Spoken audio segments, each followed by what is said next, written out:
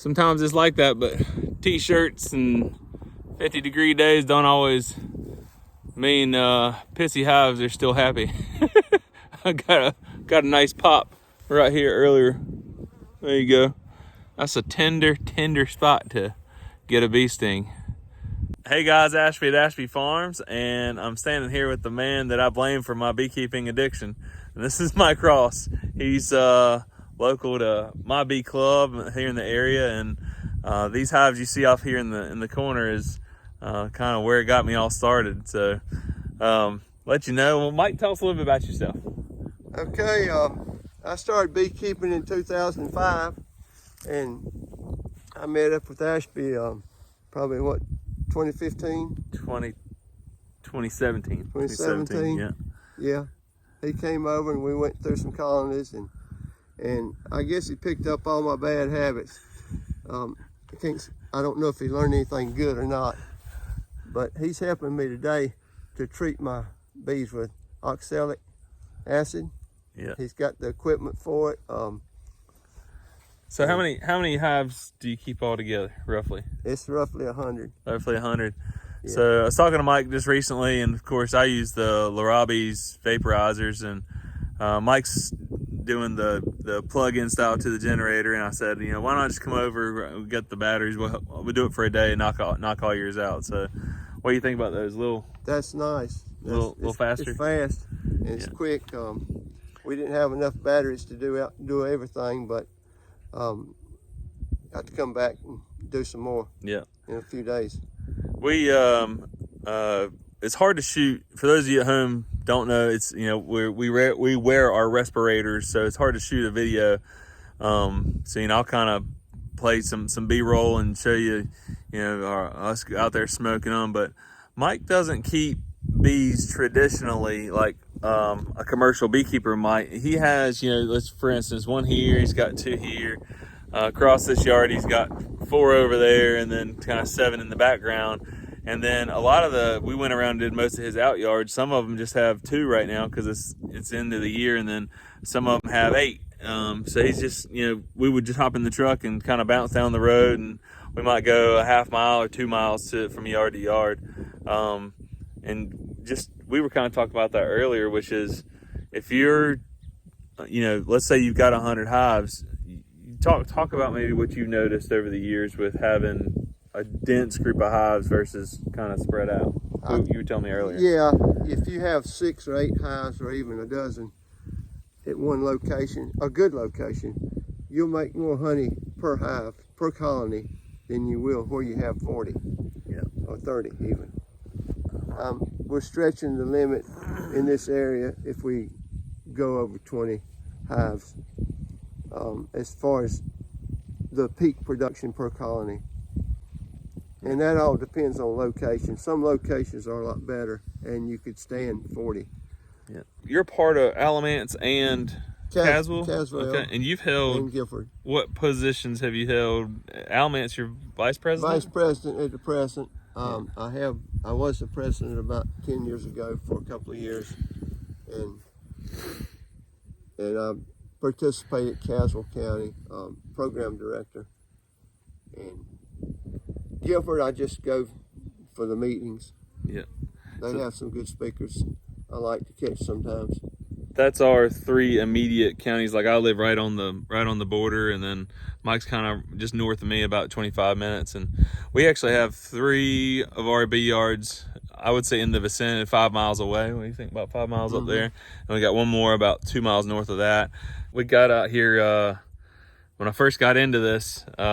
Came out here with Mike, and it was a cold March day. As a matter of fact, it might have been my birthday. I'm thinking it was early March, and he said, "Come on, we're gonna go." And we rode around, and we put together a nice strong split, like 6 frames of brood and the bees. And just at that point in time, he was like, "We'll just do a walk away split." And sure enough, came back later, and they'd made a queen. And actually, that same day was the first time I'd ever seen a colony with 2 queens in it. Come across. Mike has been gracious to show me all kinds of tips and tricks, and I actually I've had so many questions answered. I can't name them all as I was kind of expanding, but I got to return the favor to Mike this year, so I've started buying a lot of syrup.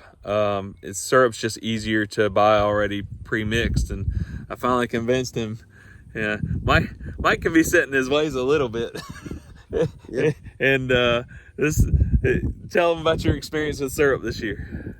If you were telling somebody else at home. Oh yeah, it's already concentrated 2 to 1, so I like to thin it down a little bit. In the spring, I would thin it down half water and half syrup to get it closer to 1 to 1. Yeah. So this fall, you're feeding them a little heavier, but that syrup is so thick that it's hard to handle. It's so sticky and hard to pour. So I can put a gallon of water or half a gallon of water in 3 gallons of syrup, and it's much more manageable. Yeah, just stretches it a little farther. Yeah. Too. Yeah. But it's easier to pour, and I'll take a 5-gallon bucket and put about probably 3.5, maybe even 4, 3.5 gallons, and then a half a gallon to 3 quarts of water, hot water, and just pour it back into until it's mixed. Okay. And it worked out good. You only use top feeders, is that right? Or do you use frame feeders? No frame feeders. Yeah. As we've gone around today and all the out yards, I only saw your top feeders. That's right.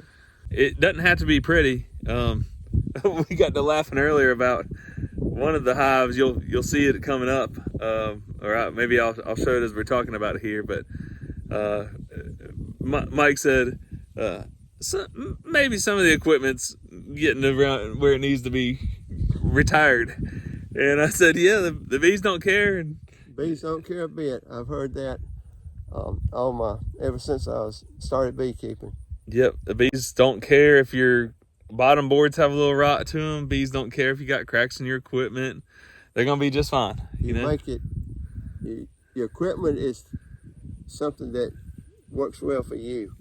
It's easier to work with if it fits better. Yeah, it's and over time, like some people would say, oh, it's got a busted corner, I want to throw it away, and not me. If it works, the bees didn't read the manual. Mm-hmm. Everybody's got a bee book. They'll tell you to read it, and then half the time the bees don't follow the manual.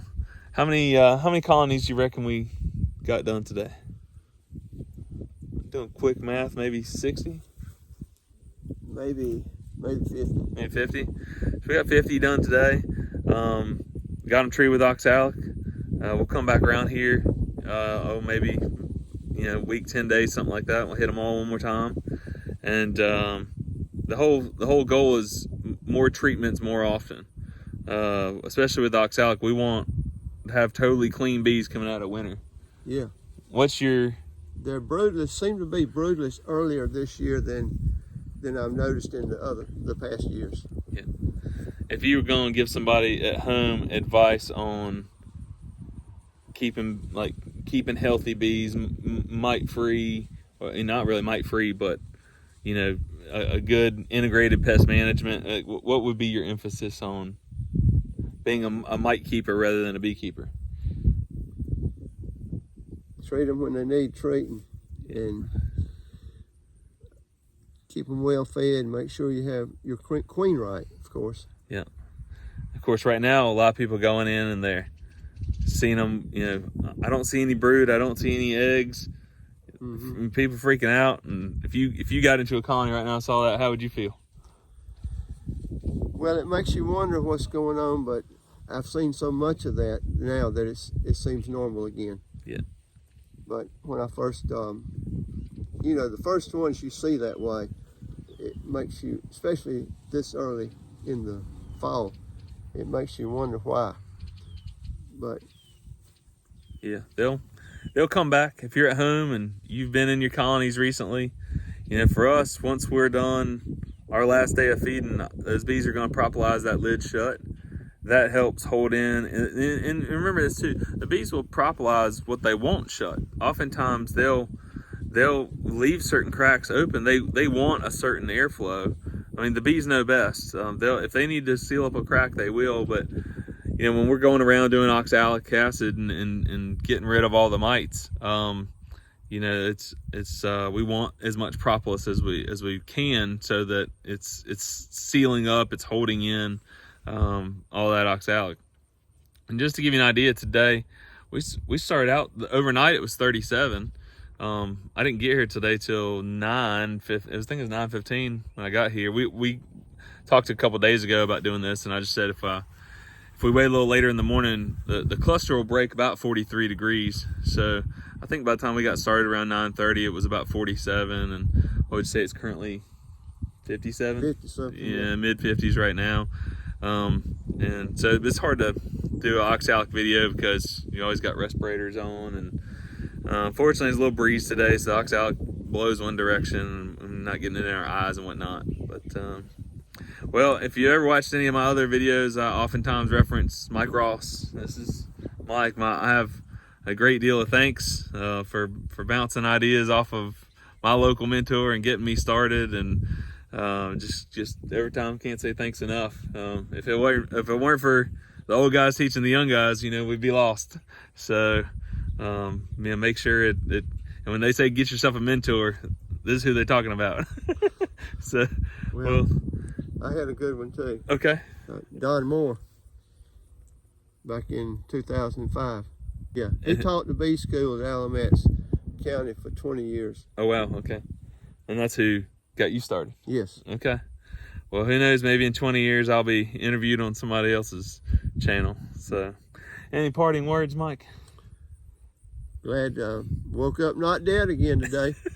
My granddad used to say, I call him, my granddad's my best friend, and I'd call him and I'd say, how you doing, Pop? And he'd say, well, I'm looking down at the flowers, and better than looking up. Put my feet on the floor. That's right. Got moving.